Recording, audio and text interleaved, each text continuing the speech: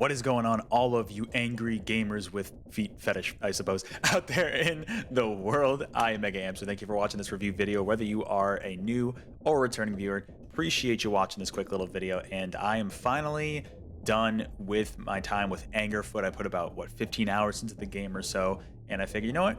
Good chance to give my little review on it. I did a little bit of a stream, kind of when I was like halfway in between the game a little while ago to this recording, but I wanted to give my full thoughts here in this quick review video. So what I'll do is, like, the first part of this, most of this will be a spoiler-free video. There's not too much to spoil, but just in case, spoiler-free for the first part, and then go into some spoilers at the very end. So in case you want to try it out yourself, you can. This game came out this year. I believe it came out either July or August of 2024. Developed by Free Lives, published by Devolver Digital, and I'd seen this game for a while and I was vaguely interested in it. I do want to shout out the MinnMax community for providing me a code for this game. Shout out to them over there for providing the code. I was going to buy it anyways, but I believe it's only like $15 regular price. Definitely correct me on that. But figured I'd show some gameplay too while we go through it. So let's start off with the non-spoiler review. I'll start a new save file here. Just to kind of give an overall like elevator pitch. It's kind of like an FPS version of Hotline Miami in 3D. Everything's janky, like it's meant to be kind of janky, kind of a grotesque art style. But the gimmick here is, instead, you can use guns, but the gimmick here is mainly using your feet. So like the main method of shooting, if you will, is with your feet. And what's cool is that you can get different types of shoes that unlock different abilities as you go through. There are some that give you, I don't want to spoil all of them, but there are some that like change how you get ammo. They change, there's some could give you like a revive in a level, which is really nice. Some get you crazy abilities like dashes and stuff like that. There's a lot of unique, I think there's at least 20, maybe even 24 pairs of shoes total that you can collect in the game. Some of them you collect from boss fights at specific points in the story.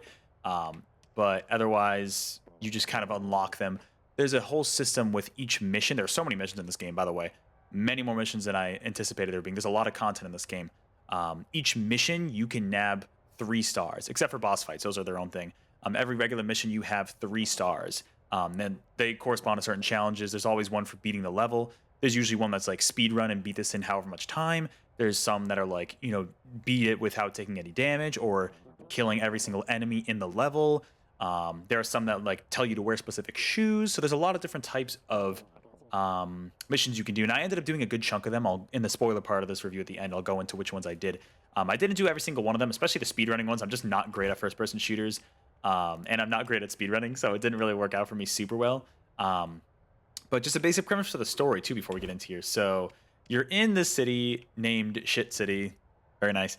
This is a very grotesque game, by the way. There are swears, and there's like lewd, like it's not like pornography, but it's like just like references to stuff like that. I mean, it's got to be rated M for mature. But it's like, there are references to stuff like that. But it's really funny. It's very comical and satirical in its writing. I do like talking to all the little NPCs. And there are a bunch of different gangs that you come across with different themes, all led by the crime minister. Very funny name. But you can see here, so the timer starts. Essentially, you're going to find different enemies. It's not nearly as intense as Hotline Miami. I know I mentioned it's similar to Hotline Miami, but it's not nearly as intense where the enemy AI is on you immediately. It's a lot more forgiving in this game, which I do appreciate. And there are different types of enemies. That's just your basic goon. You'll go through different rooms. One thing you might notice is the music will pick up intensity when you enter a room with enemies in it. Otherwise, it kind of tends to calm down. And yeah, there's a bunch of stuff you can find around. There are little secrets in some levels too you can find. But this is kind of the basic start to a level. So you can already see right away like how kicking is equivalent to something like shooting in a first-person shooter. Like I said, you can unlock weapons later on though. So you can have a weapon that corresponds to your right hand, but your main thing at the beginning is using your feet, and that is the main gimmick throughout the game here. Some stuff you can find, like for example, levels can have beers, and if you drink them, they'll like slow you down. There are some challenges that correspond to drinking beer. You can see the more I drink here, the more everything's gonna get all weird. And there are also energy drinks which have the opposite effect, where everything gets intense. And my controller's vibrating right now. You probably can't tell, but music gets intense. I probably shouldn't have stacked up on both, but now it's like everything's all weird. The enemies are the same, but I'm super fast right now. It's gonna wear off eventually. But the soundtrack is nothing to write home about, I feel like. but like it is intense and like it gets you pumped up and ready to play the game, you know. So like that's really the kind of the job of this game. You know, you're not like always paying attention to the music, but it's serviceable. It does the trick. Just a note, I did play this on Steam Deck, so it is Steam Deck compatible. There were moments even on the Steam Deck like recommended settings where it struggled a little bit. The frames dipped a little bit, but not too bad. And we've made it. Stop! Please don't kick me. You can have the sneakers. So yeah, the character you're playing as is named Angerfoot. You are playing, too bad, in Shit City, and you're going through and stopping these gangs and getting shoes because your shoes are stolen and you're trying to get your shoes back. So there's a little intro animation here. Yeah. Never has there been I won't go through this entire thing, but it gives you kind of a premise of the overall story. The story is not this game's focus, and that's really not what you would expect. Oh, I forgot about this part. What am I even holding? Oh, I'm holding a box of shoes. There are some moments in between levels where you will go through like a little environment to navigate as like a story almost, and then the mission will kick in and start. So here's just one of those. But if you explore off the beaten path, there are kind of funny things to find, whether it's little details in the environment or NPCs to talk to, like this person's sleeping. Or they're trying to sleep. Just go upstairs. I'm trying to sleep. The cats are very slippery. Yeah, there's a lot of dialogue like that in the game. It's pretty funny. Oh, I didn't know you could. Was that cheese? I didn't know you could do that. But yeah, so it's pretty fun. Here's my apartment. And I believe this is supposed to be like your girlfriend in the game. I don't know if she has a name. But yeah, there's a lot of fun details to note. I think in order to progress, I have to... Oh, yeah, okay. So yeah, this dude's Angerfoot. He's obsessed with sneakers. He loves his sneakers. And rightfully so, because they give you different abilities like I talked about. So it's kind of a basic premise, you know what I mean? There's not really more to say beyond that. And then people come through. Wait for it. And they steal your sneakers. Oh, no. Angerfoot. Yeah, okay. So the first gang you take on in the game is called the Violence Gang. I won't say which other gangs you do after until a spoiler part, because that'll come later.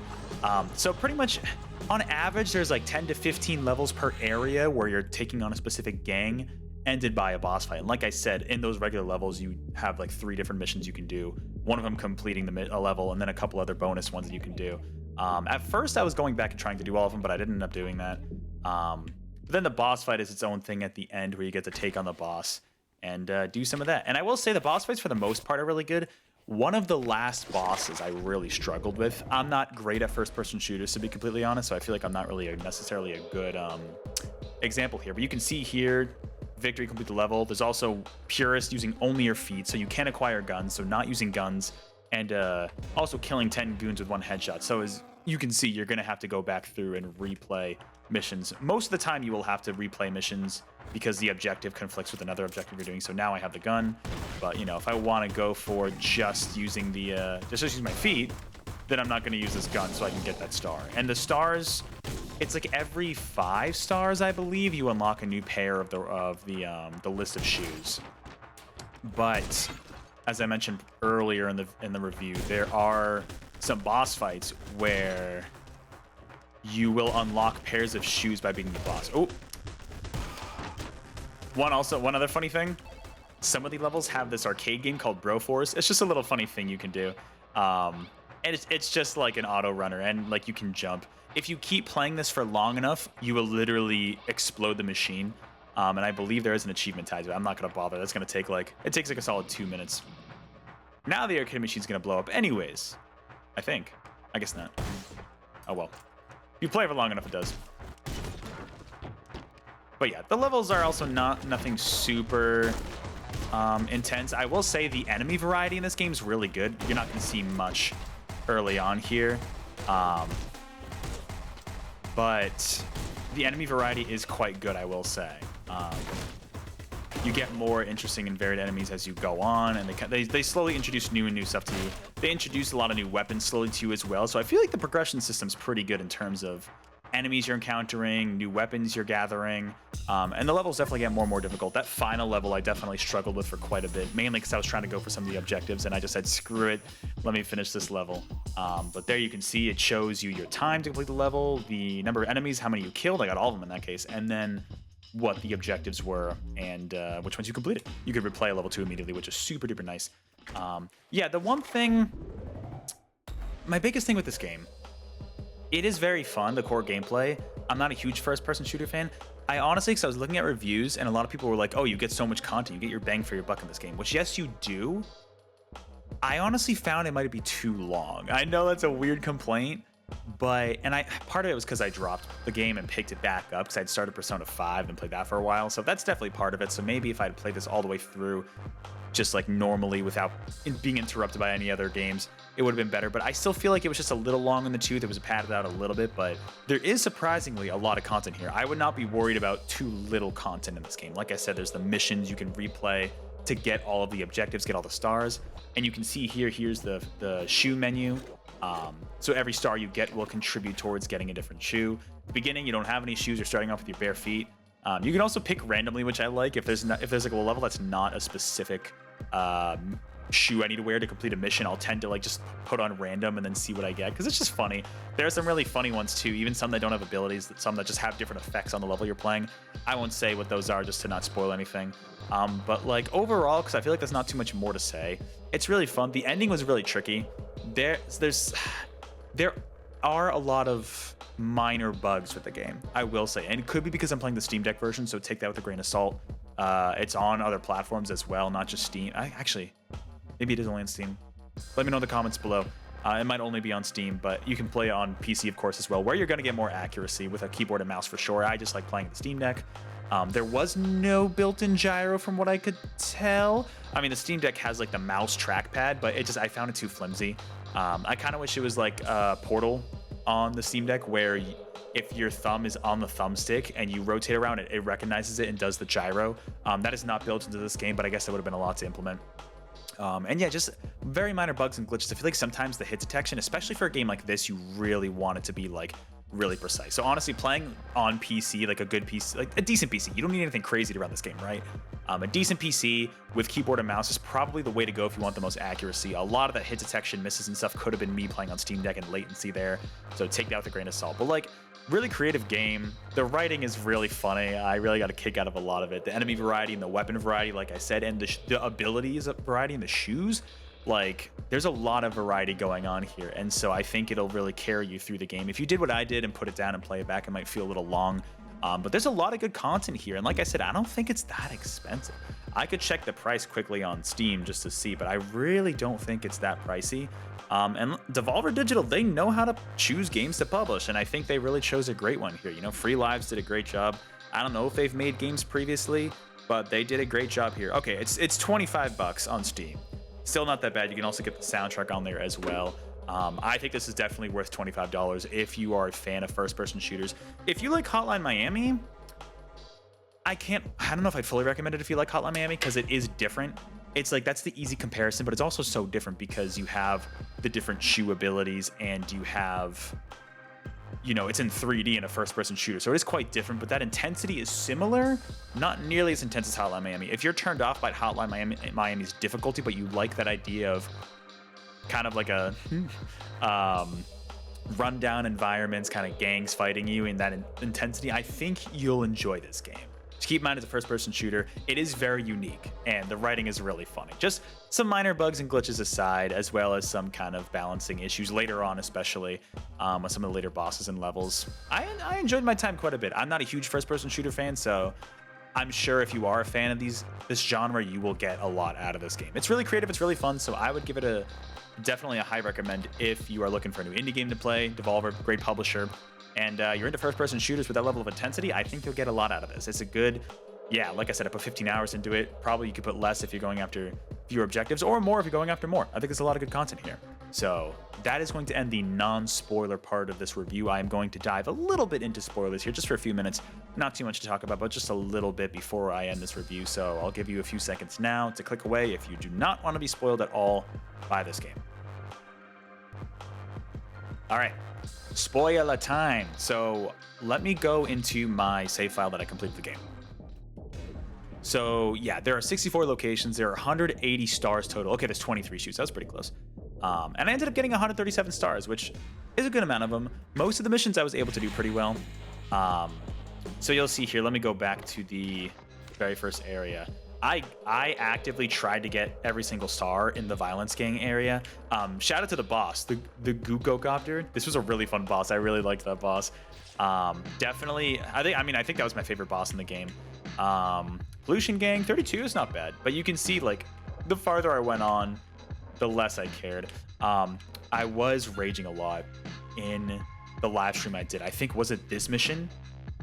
Yes, because the plunger weapons are really fun. Like, they introduced, like I said in the non-spoiler part, they introduced some really fun enemy types and weapons and stuff and abilities into the game.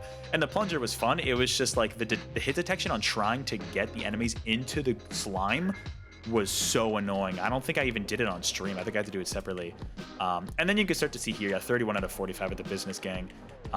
This boss was pretty fun. The CEO was fun. I enjoyed that kind of arena style shoot. Sludge Baron was okay from what I remember.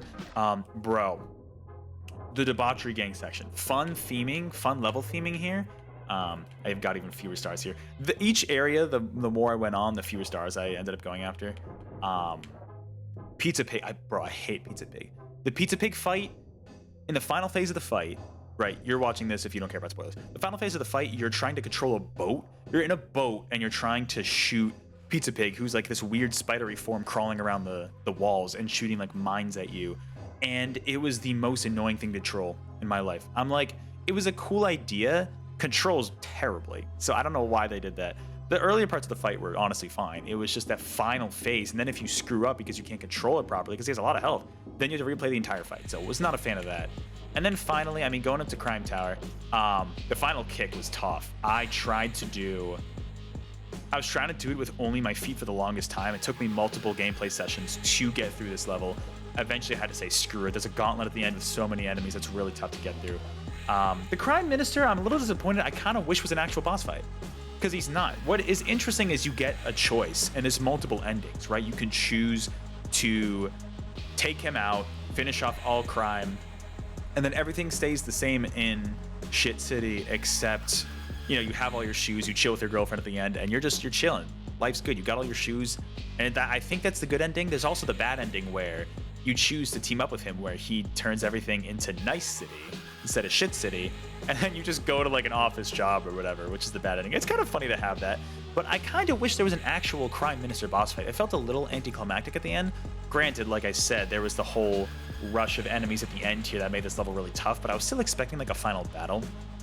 So I kind of wish that was there. It wasn't the worst thing in the world. Like I said, if it controlled anything like Pizza Pig here, then maybe it was a good thing we didn't get that. I feel like I liked this game a decent amount. I think I wanted to like it more than I did. I'm not a huge first-person shooter. I mean, to be honest, with Hotline Miami, I fell off.